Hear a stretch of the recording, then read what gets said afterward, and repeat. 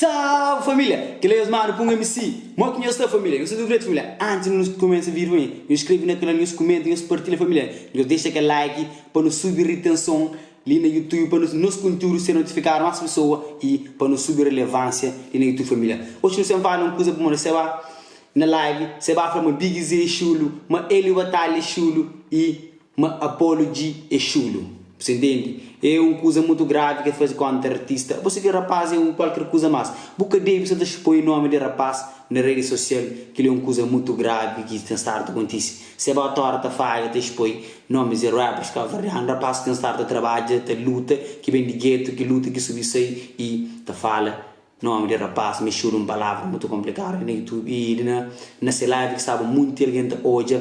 Se vai, um grande game de curte vos, de divertir com vos live mais. Quando insulta rapaz, quando foi um rapaz de chulo, que outro, e te pega mal, você nós que a verdade mesmo, não entende mal de cenas, escusa, e ainda espera, mas te repite que ali, mas vou também pedir rapaz desculpa, e mas tudo que continua a barrar, e eu quando eu convido rapaz para chorar, rapaz é bem, eu feito direito, que outro, mas, coisa que a parte se cria, ouve outras coisas que fica direito no meio do assunto, mas tem cena que não te esquece, não deixa para trás e bocadinho bem para rapaz, mas rapaz é chulos, entende? Que é uma coisa que te fica direito e que te fica bonito perante sociedade, ok? Não se junto família, que lembra viver, nos escreve na canal, nos comenta, nos partilha, família, deixa like para o vídeo tem mais para subir atenção no YouTube e nos se junto família, escreve na canal, nos comenta, nos partilha, nos deixa like para fortalecer para um MC, ok? Nos se junto de coração, conteúdo cada dia, nos publica mais vídeo, nos traz mais assunto, nos aborda mais assunto.